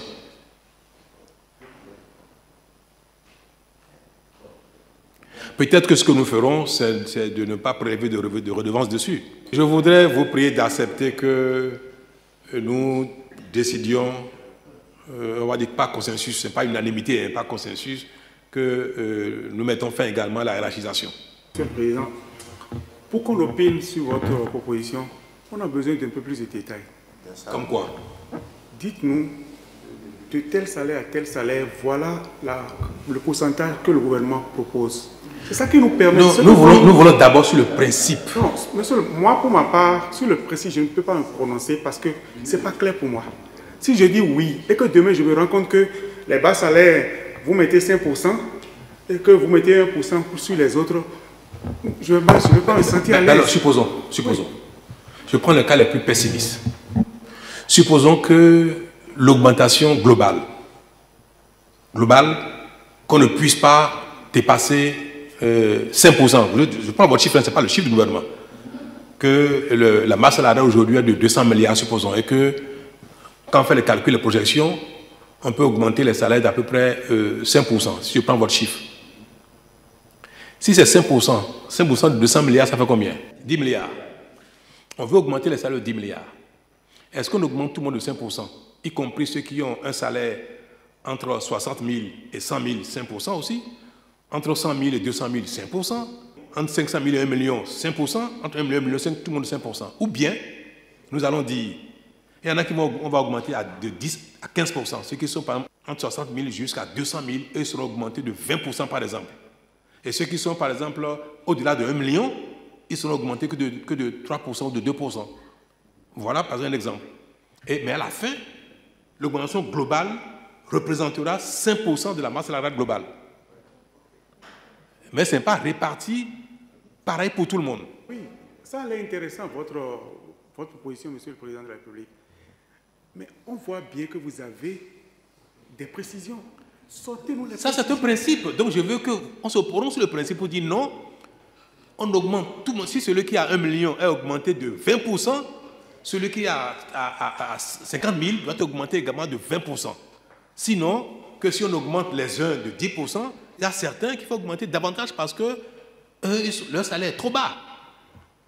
Et si vous voulez notre avis à nous, si vous voulez mon avis à moi, c'est il y a des salaires qu'il faut augmenter de manière plus conséquente.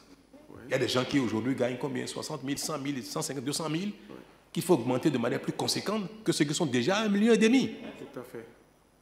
Bon, voilà, mais je ne sais pas si vous n'êtes pas d'accord, on va le consigner, ça va servir dans l'arbitrage.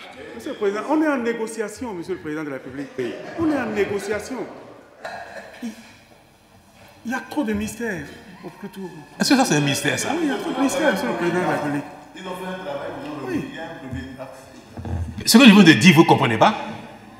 Est-ce que vous choisissez cela, qu'il faut augmenter, si on doit augmenter tout le monde globalement, la masse salariale doit augmenter de 10%, il ne faut pas augmenter tout le monde de 10%. Il faut augmenter certains de 20, d'autres de 15, d'autres de 5, mais la somme va faire 10%. Est-ce que vous êtes d'accord pour ça? Mais voilà, donc c'est simple. Nos programmes, c'est surtout lié à notre volonté de transparence. Transparence pour les bénévoles à nous-mêmes, pour le marché international et pour les partenaires de développement. Nous sommes aujourd'hui vus comme l'un des pays où la gouvernance et la gestion de la dette est d'une transparence sans pareil, sans égale. Nous voulons le maintenir. Donc quand vous avez une signature qui est autant appréciée sur le marché international, par les bailleurs, par tout le monde, vous avez l'obligation également d'informer tout le monde de vos décisions qui vont impacter sérieusement la situation macroéconomique. Parce que nos tendances vont changer. Donc, nous avons besoin également de pouvoir affiner tout cela, d'être transparent également là-dessus. Sans oublier que pendant ces semaines-ci, nous avons l'obligation d'anticiper sur ce qui pourrait se passer dans le monde globalement. C'est vrai que nous ne sommes pas dupes de savoir si la guerre va finir en Ukraine dans 1, 2 semaines ou 3 semaines, mais nous sommes tenus de faire des projections, à savoir que sera le gaz dans quelques temps, parce que c'est le gaz qui alimente nos usines d'électricité que nous avons. Est-ce que demain, l'électricité va coûter 2 fois plus cher qu'aujourd'hui parce que le gaz aura coûté 3 fois, 4 fois plus cher? Le gasoil, le ciment, le pain. Aujourd'hui, nous achetons notre baguette de pain à combien? 150 francs ou le pain bâtard à 125, je crois. La production agricole sera quoi la campagne prochaine? Quand on sait qu'il y a un risque que les engrais du Bénin partent dans la sous-région, quelle est notre capacité à tenir nos frontières pour que l'engrais subventionné par l'État du Bénin ne s'évapore pas pour aller dans les pays voisins? Ce qui peut générer une pénurie grave qui fait que le prix du maïs peut doubler. Ces choses-là, nous avons besoin d'avoir une idée assez claire là-dessus avant de prendre des engagements pour l'avenir, un engagement irréversible. Mais notre volonté de faire ce qui a été dit depuis longtemps et qui a été promis, la volonté est inébranlable, on va le faire. Nous voulons également que les augmentations ne soient pas ridicules. Parce que s'il faut augmenter les gens de 1 000 francs comme de 2 000 francs, ça ne servirait peut-être pas, peut-être à rien. Donc ce ne sera pas ridicule malgré la situation. Il faut maintenant souhaiter que le ciel soit clément avec le monde entier, avec nous tous, et particulièrement avec l'Afrique, et plus particulièrement avec le Bénin, pour que notre volonté puisse être mise en œuvre assez rapidement. Maintenant, il y a une question que moi je vais poser au ministre dans la salle. Si on avait pu, on l'aurait fait depuis janvier. Nous sommes en avril. Si les contraintes et la situation globale de nos relations avec nous et nos partenaires vont faire qu'il nous faut encore peut-être 3 mois pour affiner tout et publier la décision, parce que ce ne sera pas fait avant octobre.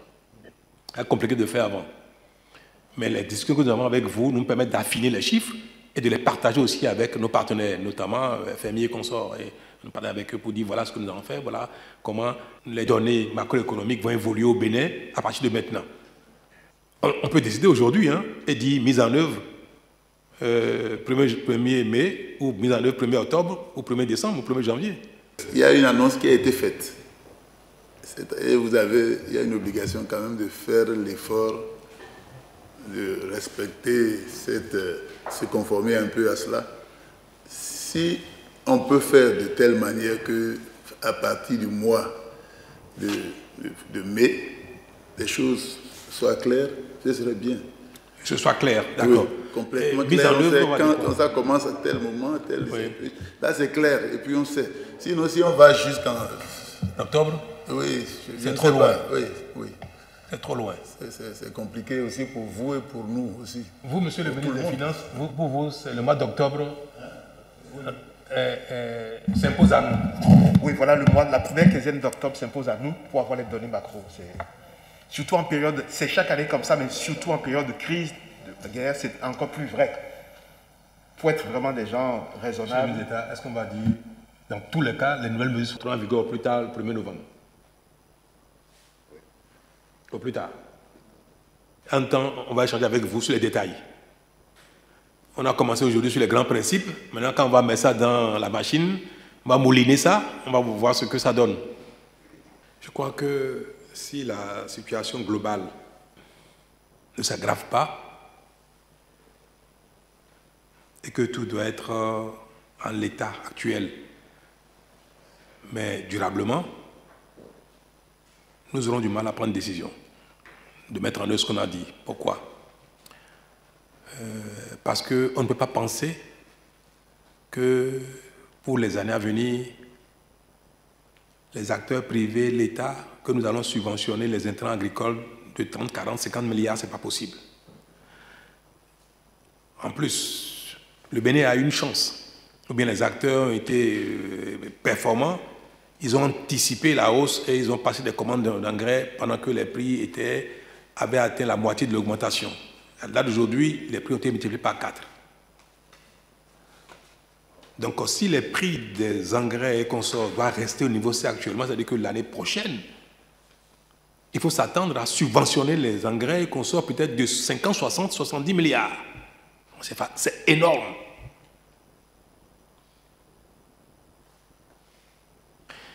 Et aujourd'hui, personne ne sait ce que seront les entrants agricoles. Et ça peut créer la famine. Vous avez entendu sur les médias qu'il y a des risques de famine. Donc, dans les projections, si on suppose que tout reste en l'état, ce n'est pas bon. Si ça doit s'aggraver même, c'est encore plus grave. Mais est-ce que les choses vont revenir à la normale dans quelques mois? Ce que je dis est valable pour le gasoil. C'est valable pour le gaz par lequel on alimente nos centrales électriques. Ce que je dis est valable pour le fer à béton, pour le ciment, pour le blé bientôt. Si la situation s'aggrave, nous serons obligés de prendre nos recettes pour subventionner tout ça. Parce que ça concerne tout le monde. Ça concerne les paysans, les émigrants, les salariés, les non-salariés, tout le monde. Donc nous allons peut-être prendre les ressources dont nous disposons pour tenir à bras-le-corps la population pour ne pas qu'il n'y ait pas la famine, mais en ce moment, nous ne pourrons pas augmenter les salaires, nous ne pourrons recruter personne. Recrutement, c'est zéro en ce moment. Il faut arrêter tout recrutement. Augmenter le salaire encore moins, parce qu'il va falloir prendre cet argent pour permettre aux gens d'avoir du pain, d'avoir du maïs, d'avoir de l'huile et consorts. C'est pour ça que depuis 1 ou 2 mois, nous travaillons techniquement sur ces choses-là, mais nous constatons chaque jour que la situation ne s'améliore pas.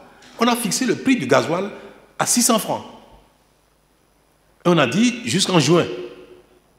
Vous avez vu? Aujourd'hui, c'est à 668 et il n'y en a même pas. Demain, ce sera à combien? 700, 800, alors que nous n'avons pas les moyens illimités de soutenir le prix du gasoil. Vous avez entendu le Sénégal quand ils ont annoncé que les avions n'auront pas de gasoil à l'aéroport de Dakar pendant quelques temps. Donc, nous sommes dans une période d'une telle incertitude que l'engagement dans le temps requiert pour nous que nous ayons un regard plus attentif sur les paramètres, sur nos recettes qui sont en train de fondre comme du beurre au soleil. Nous regardons les recettes de l'État qui sont en train de chuter. Néanmoins, nous faisons les débats avec vous parce qu'on ne va pas s'arrêter, parce que la situation est difficile, qu'on va croiser les bras. Nous continuons sur tous les plans d'agir pour que les chantiers continuent, les écoles qui sont en construction continuent, les routes qui sont en construction, ça continue, bien que les prix sont en train d'être révisés par certains. Il y en a qui ont dit qu'on ne peut plus continuer les chantiers parce que les prix ont explosé. Les marchés pour l'eau, certains marchés ont été adjugés et puis les adjudicateurs ont décliné, qui ne veulent plus. Et pourtant, il faut trouver les moyens de le faire pour que l'eau potable aille à nos populations. Donc, malgré tout cela, nous continuons de travailler d'œuvrer et nous avons fait cette séance avec vous ce matin parce que dans les jours à venir, dans 1 semaine, 2 semaines, nous allons continuer à faire notre travail et à faire les simulations pour savoir de combien on augmente les salaires globalement, tenant compte du fait que nos recettes vont retrouver leur niveau antérieur. Et ces mesures-là, dans mes prévisions, c'était pour... Je pensais que le 1er mai, on aurait déjà mis en œuvre. Alors, pour répondre à votre question, pour être plus précis, nous allons faire le pari nous allons faire le pari que tout ce qu'on a prévu pourra être mis en œuvre à partir du 1er novembre. On va prendre cet engagement à faire le pari que les choses ne vont pas s'aggraver outre mesure. Si ça s'aggrave, on va se voir, mais Inch'Allah, ça ne va pas s'aggraver. Et que même dans ces conditions-là, dans ces conditions-ci, ce que nous allons déterminer ces jours-ci et pour lesquels on va vous inviter à nouveau pour donner les éléments, on pourra les mettre en œuvre à partir du 1er novembre.